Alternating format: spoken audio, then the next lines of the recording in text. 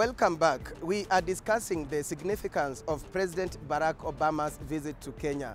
When he comes, what changes? Let us now hear the perspective of the U.S. ambassador to Kenya.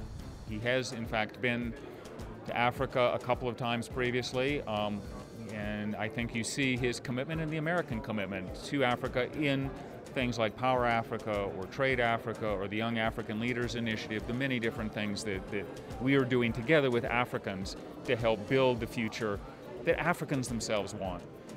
His visit to Kenya will be, I think, very special. It is an opportunity to underscore the very long, the historic connections between Africa and the United States. So I think it will be a very important, very special visit. He will have an opportunity to meet with the entrepreneurs at the Global Entrepreneurship Summit. He will meet with President Kenyatta. And I do think that there will be a variety of other events and engagements that will help build our people-to-people ties. So I'm very much looking forward to the visit. It's going to be very exciting. It's going to be an extraordinary moment. How about when we cross the Atlantic Ocean? What is the vision of Kenya's ambassador to the U.S., Njeru Githae?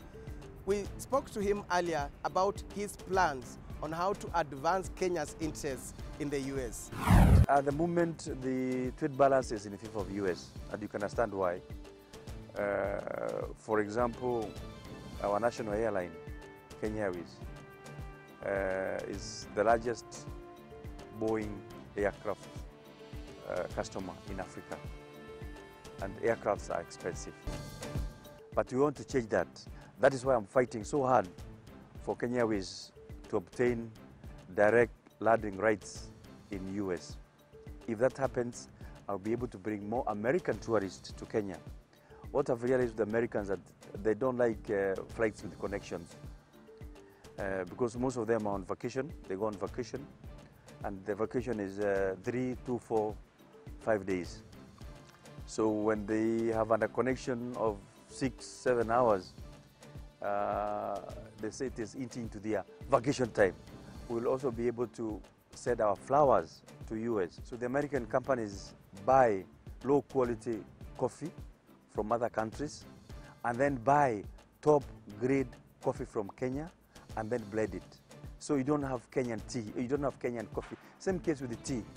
So again, we are trying. We want to see whether our coffee and tea can be marketed as Kenyan tea, Kenyan coffee. Time for our online interactive segment, the inbox. We posed this on social media. Should you meet President Obama one-on-one? What is the most important question you would ask him?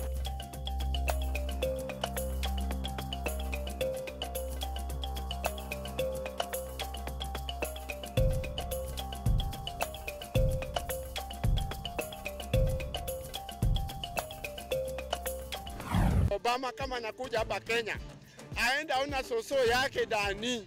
Baada ya kuona Dani aseme sasa jengia mimi nyumba hapa, akiritaya kuacha president, mimi tarudi kikaa na wewe hapa. Saudi hawezi kuwa huko na milele. Yeye ni kijana yetu, hata siku hata kwetu hapa. Huko ni pale ya kutafuta ugali. Yeye atakuja, ataonana na wale wakubwa, ataenda zake, manake huku sisi tuko vitongojini huko. Hatuwezi muona kama rais mwenyewe hawezi kuja mali kama hapa, akija anaishia kule poti, tunafanya kuona magari tu kwa poti kule, tunasikia kwa redio. As a person who comes from this, whose origin is Kenya, we feel that his coming will give our country a higher profile because we will now be associated to the other trusted countries because he has been skipping our country for so many times.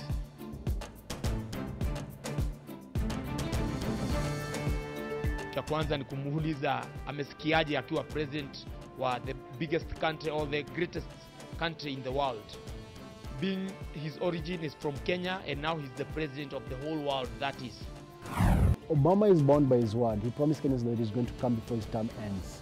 So he must find an excuse to come to Nairobi. And that's why he's coming to Nairobi to attend a conference, not to meet Uhuru Kenyatta.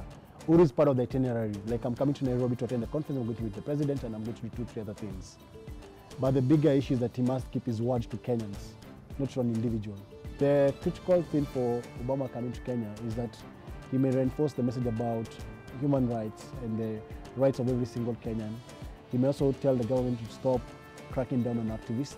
This year alone, 8 people have been shot dead in peaceful protests this year. From Narok to Mombasa to Thika, people who are exercising their right to assemble, right to picket, right to demonstrate. And so, because the president cares a lot about what people say about him, I think he's likely to listen to Obama than listen to me.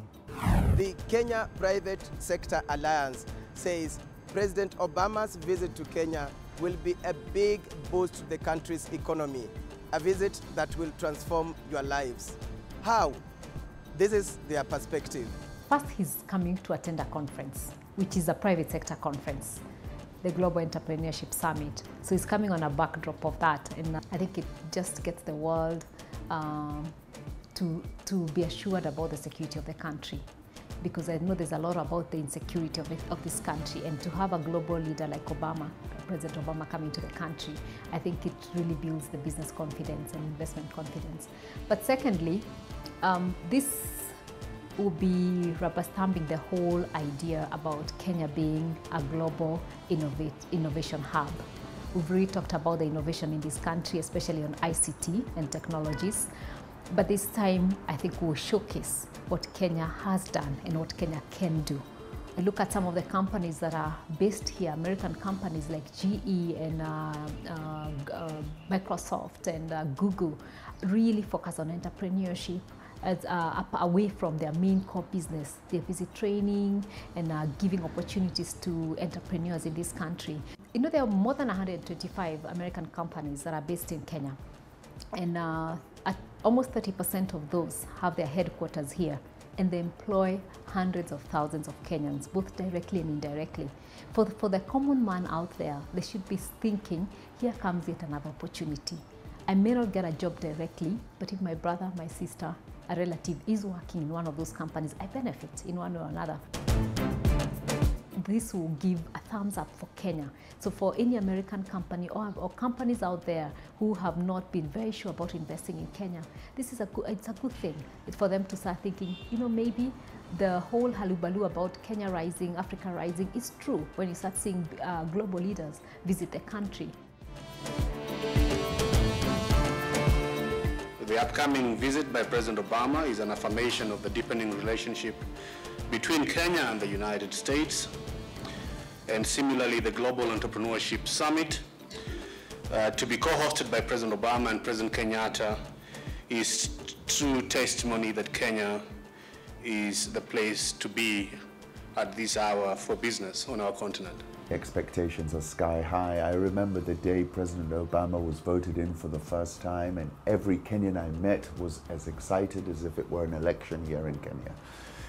I think we were disappointed that the president did not come in his first term, but we have to accept that during the first term the US was in a recession, and it was politically impossible for him to go around and travel and come to Africa, because it would have played very badly at home when people were losing their jobs and were struggling to make their living. So I think it was a political situation. He was in a political trap in the US in that first administration, and I think he's seeking to redress that.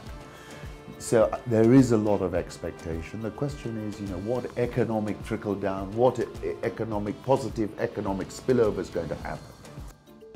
That brings us to the end of the show. This was the premiere episode of the CHAMWADA Report, a weekly issue-oriented current affairs show about you and with you, presented on location. Next week, look out for part 2 of the significance of President Barack Obama's visit to Kenya and whether the US is reacting to China's inroads on the continent. See you then.